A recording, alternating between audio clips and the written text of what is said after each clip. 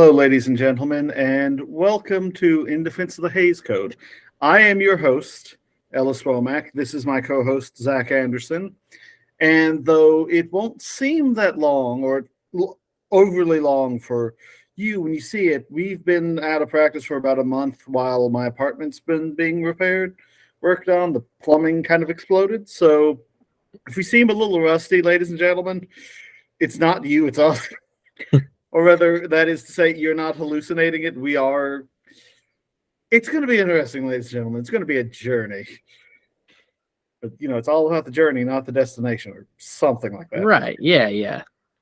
So, today, we are returning to not just, as I like to call them, old friends of the show, aka actors we've covered before, but we are actually doing our first sequel in 1936, as I think it was 1936, after The Thin Man, which is rather self-explanatory. It's the film about the Thin Man that came out after The Thin Man. Yeah. I thought that was funny. Yeah, not to be confused with Another Thin Man, which we will cover at another point in time. But I'm getting away from the subject. So, as sort of implied by that, this is another movie about Nick and Nora Charles, again played by William Powell and Myrna Loy, that takes place only about a week or so after the end of the first movie. Yep, that's the way it felt. The first movie is definitely a Christmas film and could be argued, and I will definitely start making that argument with certain parties now. 'Tis the season for that sort of discussion. But it is also, but like I said, the first one was a Christmas movie, and this is more of a New Year's movie. Yeah. So I guess so I don't keep rambling, because I can feel myself beginning to. What are your thoughts on the film? And then I'll cut in and ramble some more. Okay. So yeah. I was excited, and how you've said for as long as I've known you that like you'll see reoccurring old friends, as you say, just talking about actors and actresses.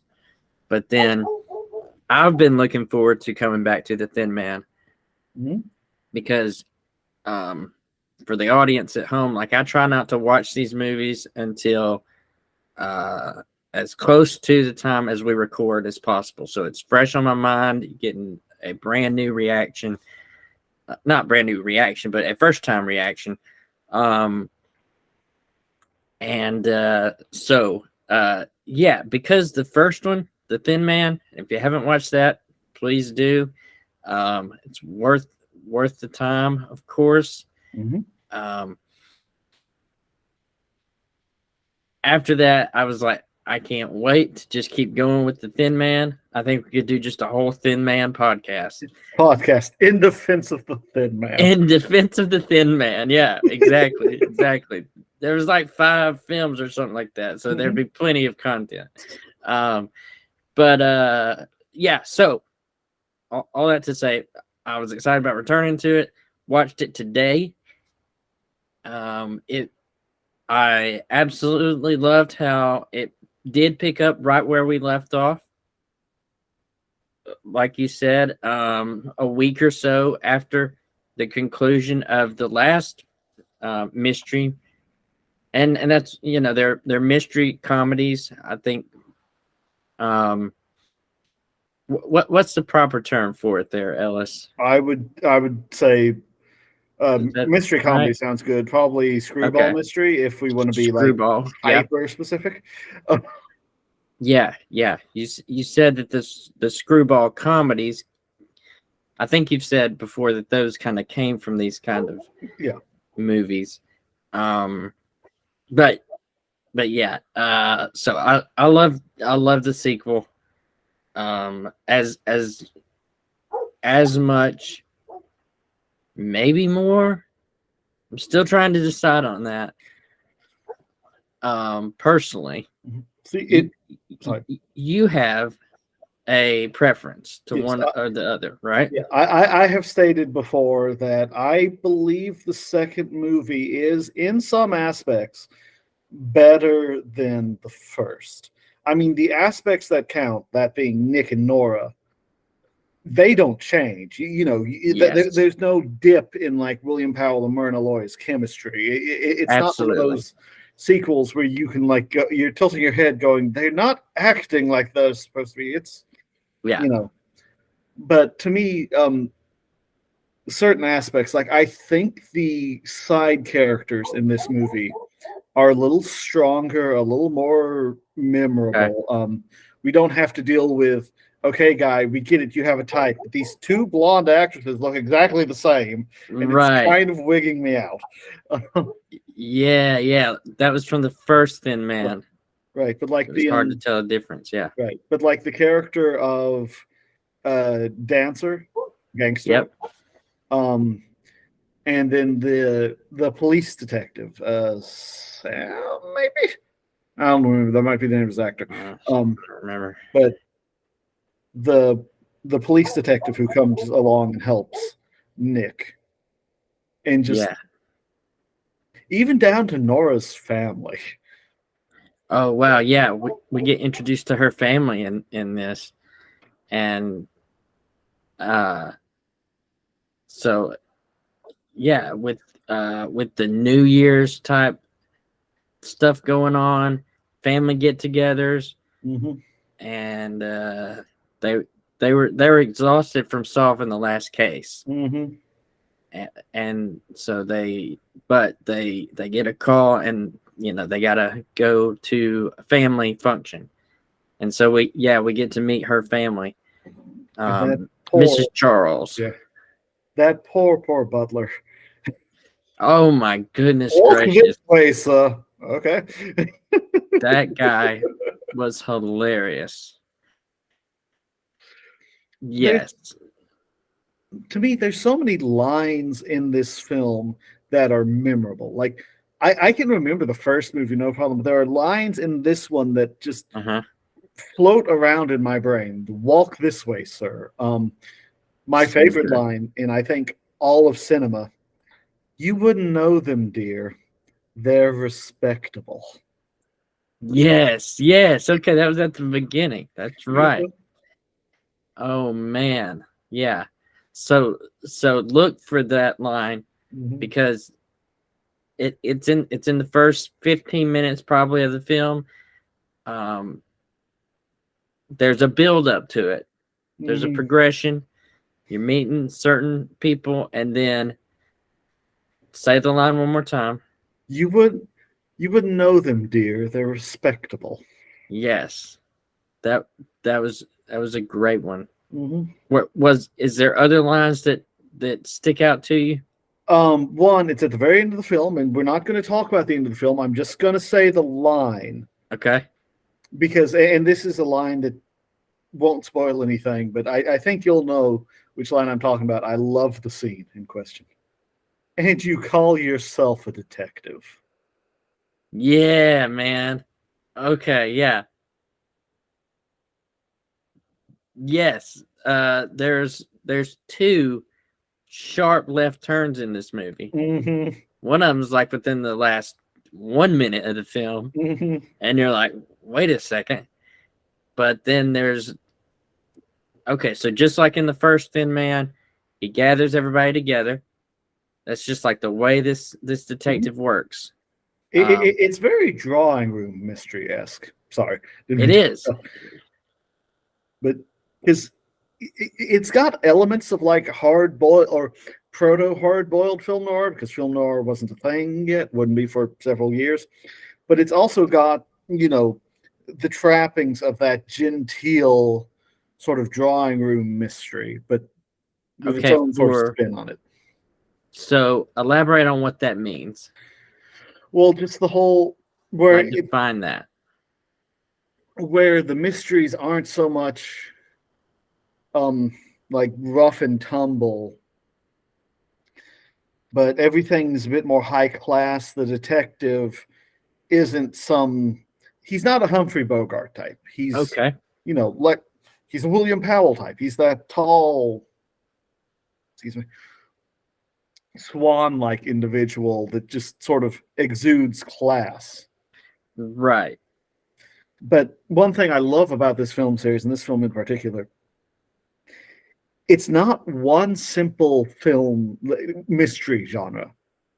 Mm. Because, like, look at the Maltese Falcon. The Maltese Falcon is film noir through and through. Yeah, it's like the gold standard of film noir. Right. Yeah. But, you know, but it doesn't really have anything else, and it doesn't need to be anything else. I don't mean to sound like I'm putting it down. I'm just saying, you know, right. That's what it is. It is. Yeah. Yeah. But with this, you know, you get that sort of that highbrow, you know, drawing room mystery, you know, but at the same time, you have these dealings with like these gangster characters. Like I said, Dancer is probably one of my favorite characters in the whole series. Yeah. And you know, you have Nick, who is, you know, he's fully embraced the wealth that came with marrying Nora. Right. Yeah. But as we've seen before, and we see again in this film, he's not adverse to throwing a punch if need be. Yeah. Right. He very much whereas like Bogart, he always keeps his cool. Mm-hmm. Powell always keeps his wit in these movies. Like even if he's got to fight, right after it, he's gonna say something humorous. Like okay, so there's one scene where the line is, they have really big confetti around here. Mm-hmm.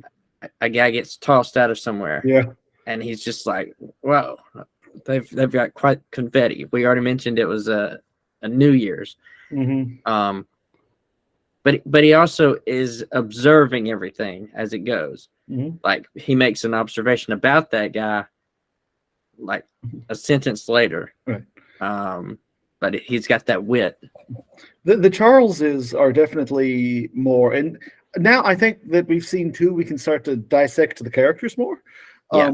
The Charleses are definitely, especially Nick, they're not Sherlock Holmes types where, you know, walk into the room and immediately know everything. I think one of my favorite aspects of these movies, and it rings true in the first two, even when they're bringing people together, it's not because, oh, I've solved the mystery and I'm now going to tell you. It's, if we lock all of these weirdos in a room, somebody's going to crack. Yeah. He collects clues throughout, and he's trying to get the piece together, and then he's like, yeah, let's just chunk them all in the same room and push their buttons. And 9 times out of 10, it's the one even he doesn't suspect.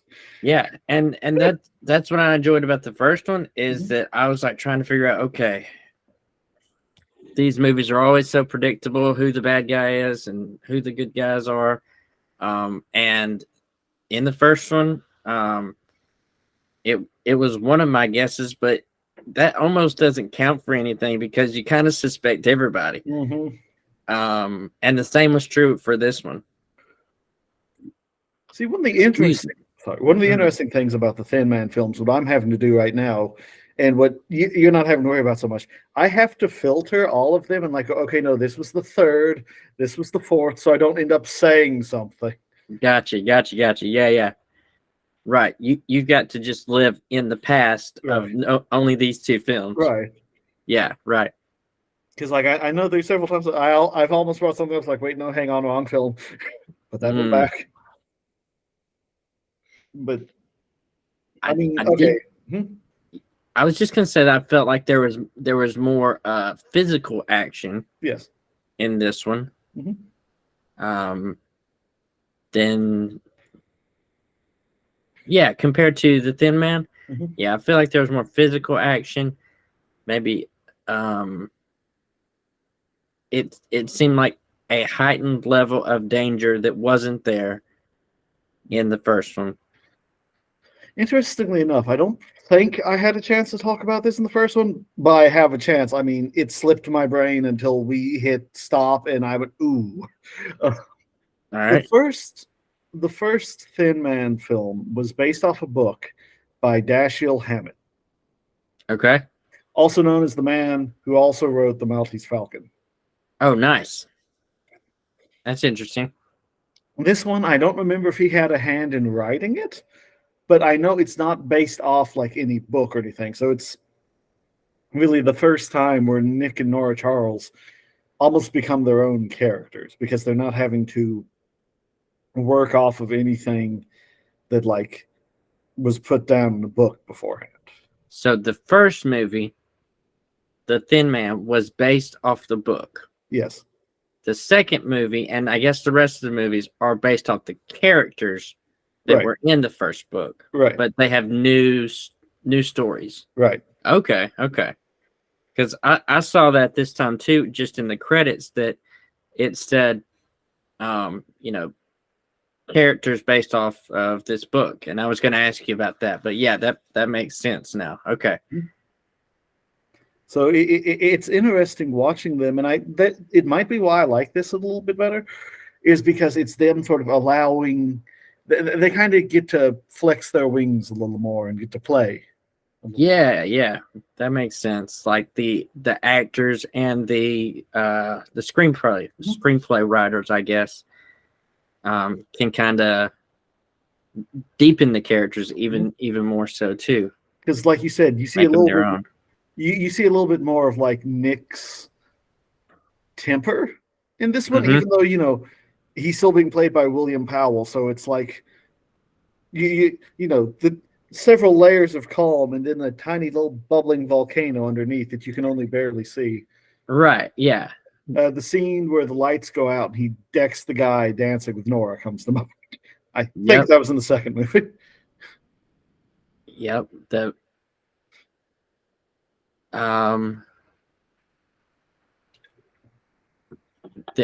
was there was a lights going out scene. I'm trying to remember.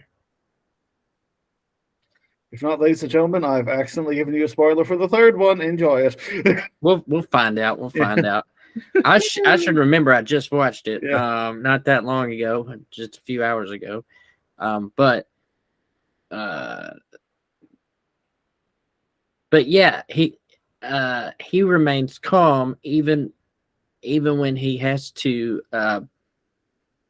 get physically dangerous. Right. That being said, of course, we never got this, and this is just Ellis speculating.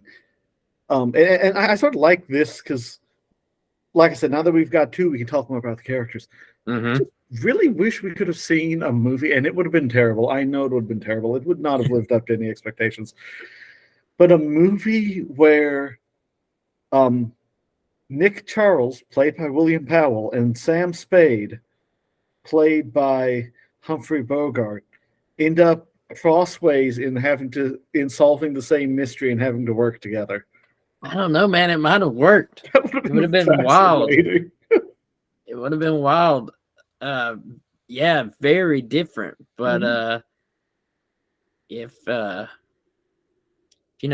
America and Iron Man can figure out a way to team up these days, then yeah, that would have been a cool crossover. Yeah, I can't barely imagine that, but I'm sure it would have been interesting. There was you were talking about the side characters. There was they went into some good depth of like exploring. They were not 2D at all.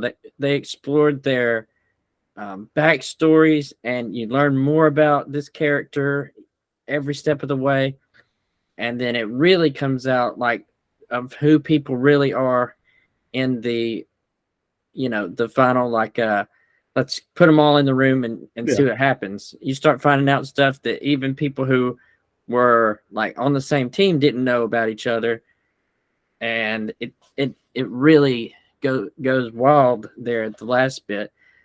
This one had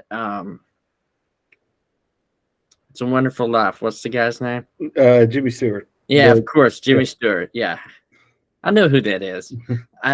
Yeah. Anyway. Hey, if I can forget the name of our podcast, you're allowed to forget the name of an actor. Okay, that's fair. I appreciate that. One Yeah. of them is a bigger social faux pas, especially when you're the one who's having to introduce the whole thing. Going When you're the host, yeah. yeah. But I will say it's pretty bad to not know who Jimmy Stewart is. And then sometimes they change everything up and they call him James Stewart in the credits. It's like, who's that? It's Jimmy's identical twin. But yeah, he was in it, and so that they like brought some star power to it. But you were saying that he wasn't a huge star at this point. Is that right? Right. This was 36, so this would have been even before like the movie that's in my brain right now that's refusing to come out. You Can't Take It With You. Like, this was pre-fame Jimmy Stewart. I think he'd only had one other major role in a film before this. Okay. Yeah. So it's fascinating because, we go, holy cow, that's Jimmy Stewart. But to them, it was just, oh, that's another actor. At that point, he was still basically a character actor, but only starting to break out of that. Yeah, and that's the way it felt. It felt like, a movie star is on the screen, but he's just one of the bunch. Right. One of the list of suspects, which is so wild that whenever like how big they're gonna get, Mr. Smith Goes to Washington, and of course It's a Wonderful Life, and where you're looking back on it and you're like, wow, that's him. But then in the movie, it's just like, oh, he's just another one of the characters, which they go in depth with all the characters. But he's just one of them. And so, yeah, that was fun. I thought he would be like, a big player in it. When I saw his name on the credits, I was like, okay, let's see where this goes. And he was just another one of them. Yeah. They kept the Charleses as the main characters. And like I've already said and you've said, they explored each of the other characters briefly, but told us so much about them when they did speak about them. And it's so fascinating because it's an early film role. So, of course, he doesn't have that oomph behind him, but he's still Jimmy Stewart. He's still acting. You can. It's not like, oh, I can see that's Jimmy Stewart, but he's not acting at all like Jimmy Stewart. That's clearly Jimmy Stewart. Yeah. Well, even when he first showed up in the movie, I was like, okay, now he's in it. He's clearly not acting like Jimmy Stewart as in like the person, but he acts as Jimmy Stewart only can act. Yeah, and I was like, okay, here we go. I've always thought Jimmy Stewart, and I say this full knowing I could end up getting slapped for this by certain parties. Jimmy Stewart to me is a more successful version of like the Will Smith formula. Okay. Will Smith, and this is why I said I could get slapped because the man has a history.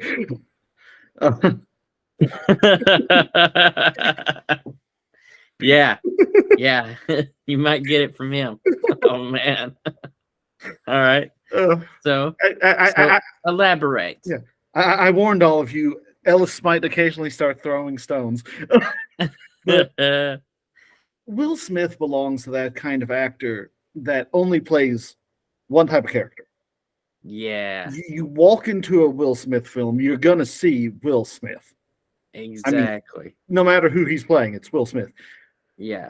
Jimmy Stewart sort of does that, but he has such a personality about him that it just, you don't notice it as much unless you're me, who sits there and analyzes movies.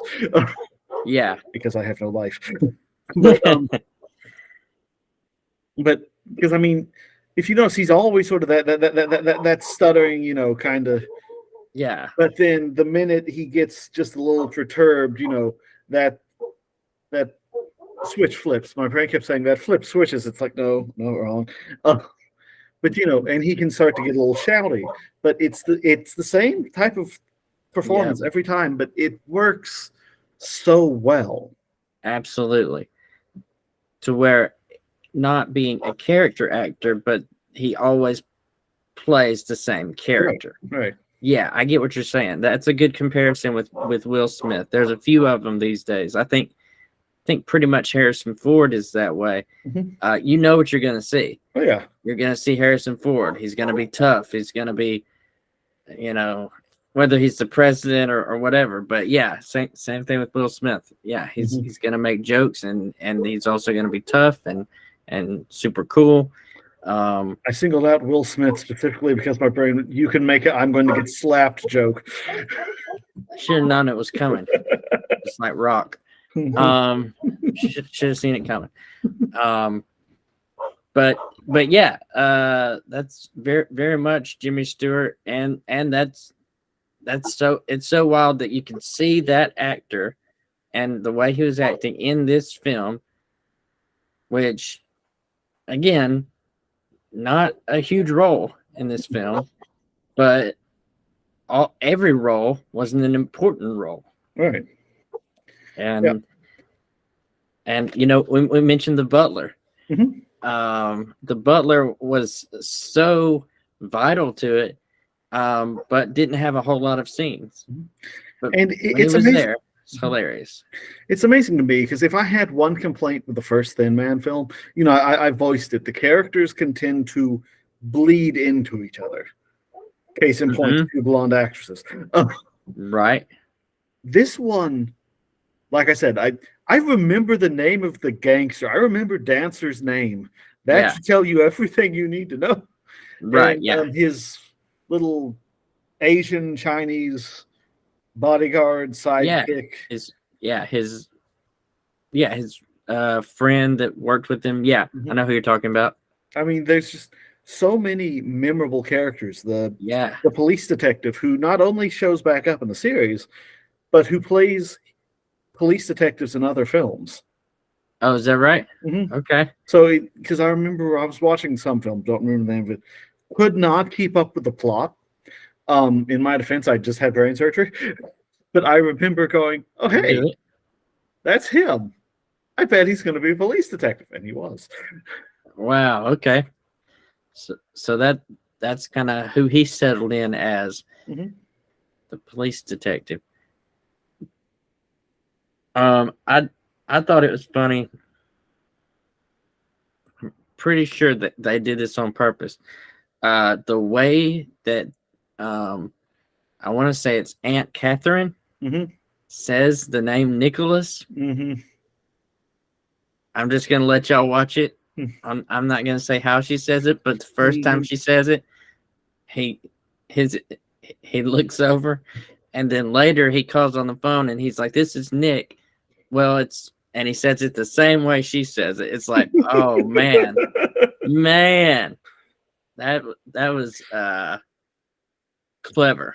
Yeah, no, I'm the Thin Man series is probably my favorite bunch of old, cinema. I've explained this to you before, but it's impacted. I'm an author by trade, and it has deeply impacted my work. Yeah. And so it's always so neat getting to return to the Charleses because it's just I will hold this besides the Baileys in It's a Wonderful Life. I doubt you will find a better married couple in all of cinema. I will throw down that gauntlet. Like I said, besides the Baileys, because It's a Wonderful Life is in a whole other playing field. And it's interesting. Yeah. They just have such a trusting relationship, and I know we talked about this in the last one. I feel like I'm repeating myself. But they have such a trusting relationship, but also banter all the time. and it just makes for an enjoyable. Even when nothing exciting is going on, something interesting is going to be going on, and that makes it exciting anyway. They banter, but it never feels mean. No, and neither one of them take it that way. No. Yeah. And it wouldn't be the Thin Man, and they wouldn't be the Charleses if there was no banter. Right. That's a level of the charm that it has in there that distinguishes it from other married cinema couples, that you watch, and you're like, okay, they either don't like each other at all, or they're sappy. It just doesn't feel real. Some of them don't, but why these people got married. Mm-hmm. You can just you can tell. But yeah, I really do think that for me, I can't say yet that I like this one better than the first one, because the first one it just blew me out of the water just unexpectedly. And so it was just a continuation kind of the first one, it being a week after and everything, but it was different enough to where it was just